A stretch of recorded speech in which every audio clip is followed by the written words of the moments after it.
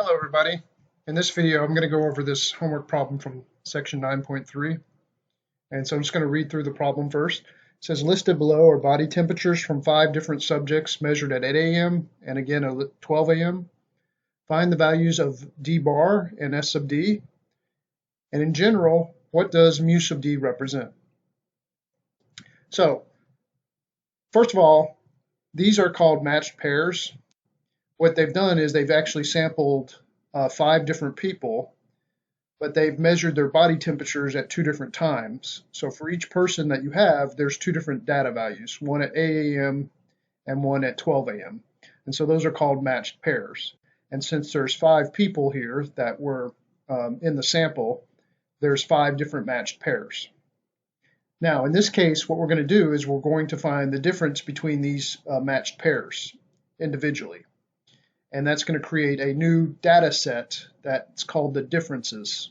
Okay, so we're going to do that first, and then we'll talk about finding d bar and what that means, and then s sub d. So let's find the differences first. So basically I'm going to take the top number and subtract off the bottom number.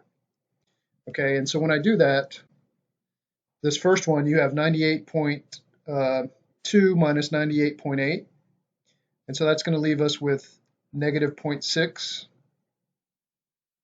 and then 98.7 minus 99.3, I believe that's also negative 0.6, and then 97.3 minus 97.7 is negative 0.4,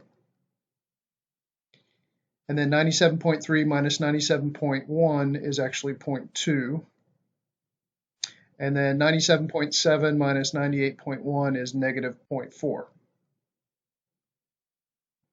Okay, and so I'm going to label this data set as D for the differences. And you can see that there's 5 different values here in this data set. And so the first thing we have to do is we have to find D bar, which is simply the mean of the differences. So all we have to do is add up these 5 values and then divide by 5 to get the mean of them. Now I'm going to do that on the calculator just to make it a little bit easier. But then after we do that, we also need to find S sub d, and that's basically just the standard deviation in the differences, and that's the reason it's labeled with a subscript d. So S stands for the sample standard deviation, and then we use subscript d to mean the differences. Okay, so this is the standard deviation, the sample standard deviation in the differences. And I'm also going to do that on the calculator. So let me pull up the TI-84 and show you how we're going to do this.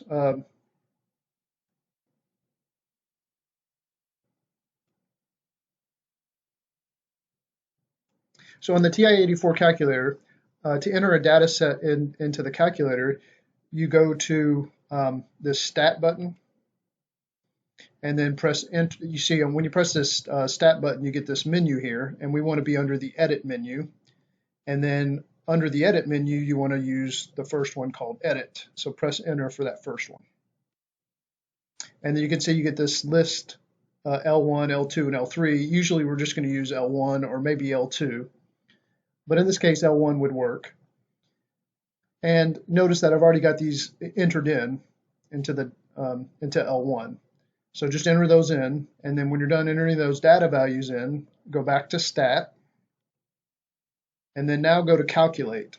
So scroll over to calc, and then we're going to select this very first option. You get this menu here. The very first one here is one variable statistics. So I'm going to press enter, and then you have to press enter again for it to actually compute the one variable statistics for this sample or for this data set. So you got to press enter again, and then it gives you all this nice information about your data set. And so notice the first piece of information it gives you is X bar. They use an X here, but the bar stands for the average, right? The mean of the data values. And so you can see it's negative 0.36.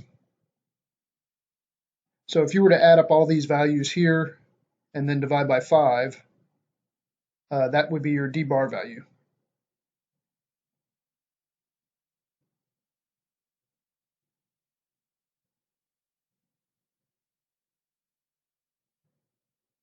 okay, negative 0.36. And now the standard deviation in these five data values is on the calculator, it's your S sub D, or your S sub X listed here.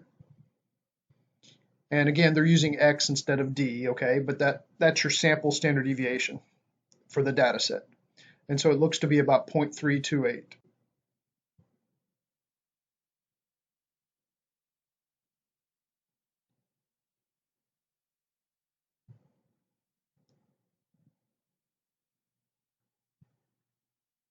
Okay, and so I'm just going to go back. So that's how you do that on the calculator.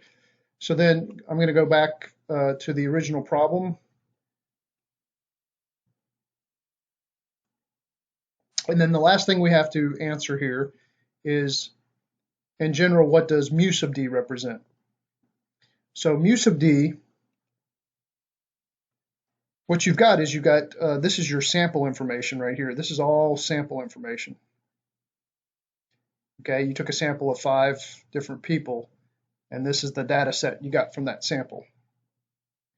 Now, that was drawn from some population of people at random, right? You randomly selected 5 people from some population. Now, the population consists of everyone. So if I were to go through and measure everyone's body temperature at 8 a.m. and then measure their body temperature at 12 a.m.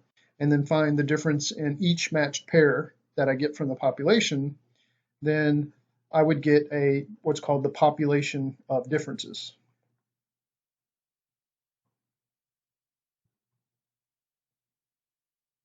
Okay, and it's very much like we did here with a sample of 5. We found the difference for this sample of 5, but now you're finding the difference in the matched pairs for every single member of the population. And then if you were to average up all those differences, you would get some value, and that is called mu sub D. Now mu is the symbol we use for population mean, and then the subscript D means it's the population mean for the differences in the population. And so whatever mu sub D is, that's just the average of the differences from the population. That's all mu sub D is. Okay, so I hope you found this video helpful. Bye-bye.